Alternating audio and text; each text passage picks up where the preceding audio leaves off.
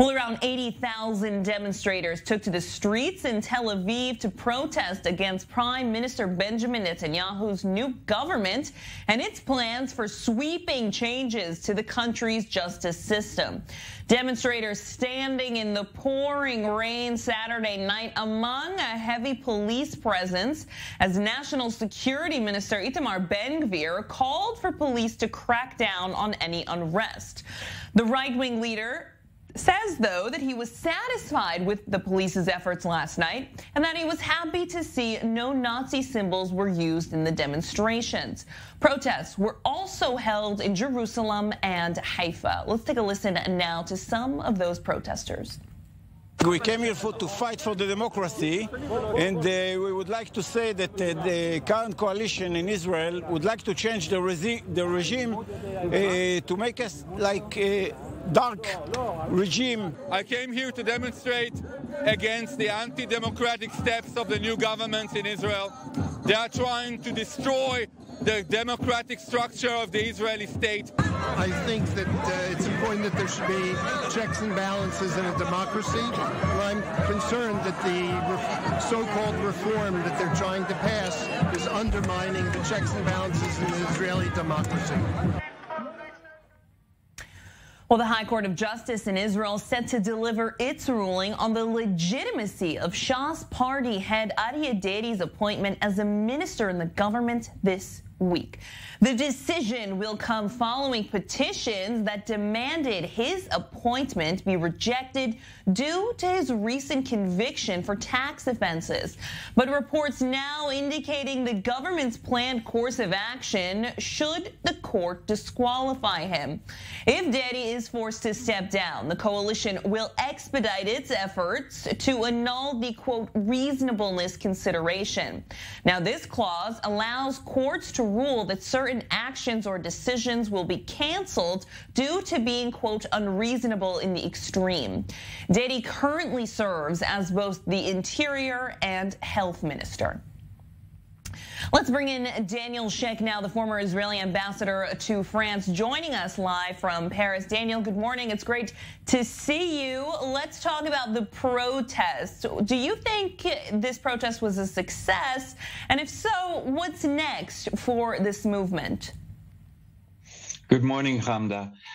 I think it was an amazing statement of intent by a very strong showing of, during an evening with pouring rain to get 100,000 people around the country out of their homes shows a very high degree of motivation.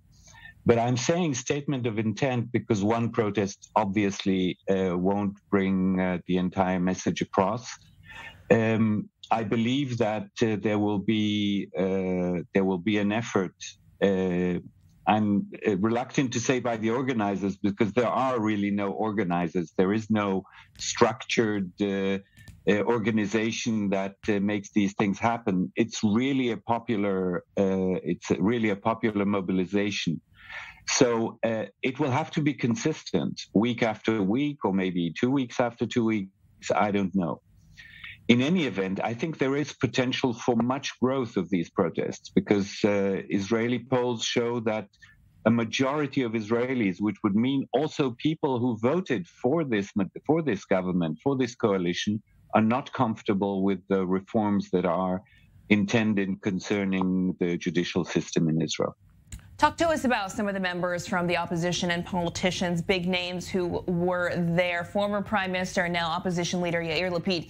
He did not come because organizers didn't want him to speak because they're saying they didn't want to make the protests so political. However, Benny Gantz came, Merav Michaeli, Mansour Abbas, all showing up. What kind of statement are they trying to make in these demonstrations?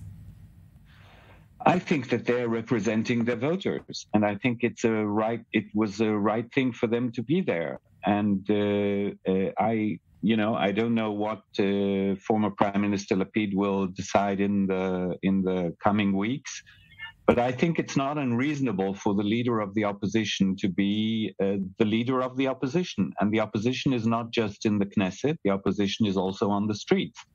So while I agree that these protests should continue not to be led by political figures, I think their presence is very important in order to encourage people who believe in what they believe and who believe in the things that brought them out to the streets. Well, the prime minister did say that the reforms will be discussed and there will be changes. He said, quote, the amendments need to be made responsibly and with discretion while hearing out all positions. And that's exactly what the process that will now be carried out in the parliament. But how realistic is a compromise on these reforms? Do both sides even want compromise here? Or does the opposition just want these reforms completely pulled away? I think the problem here is not the opposition. I think the problem here is the prime minister, who is weakened by the fact that he is dependent on the extreme right wing of his coalition. And his Minister of Justice, Yariv Levin, is very, very determined to bring this reform through entirely. And I'm not sure the prime minister would have wished these changes to be so extreme, so one-sided, so harmful to the judicial system and indirectly to the whole political system in Israel, to the whole regime. So does he have the political power to enforce changes and maybe moderate these reforms? I don't know. Talk to us about the Israeli president's efforts to mediate in this situation. Will his role have any sort of sway in this argument? It's a good question. He's certainly motivated to do this. He's under a lot of criticism from the opposition that he's not doing enough. I don't know if he can really bring about some kind of moderation to this confrontation between government and opposition. Then so be it. But I'm really not sure that this is a real possibility. But he certainly tries to be in his role of the national unifier.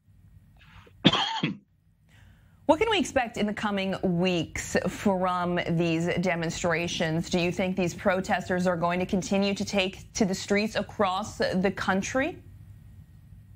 I think there was a lot of amazement at the scope of what happened on the streets yesterday. And I suspect that will be, a motivating factor to just keep the energy going. And I don't know if it's something that can be done every week, but a protest, a popular protest, in order to be effective, has to be very consistent. We saw this a couple of years ago with week after week, the demonstrations near the prime minister's home. It's not something that in itself can, change the political reality, but it does create an environment, a political environment that puts pressure on the government, and that's the intent of the opposition. It's in its role.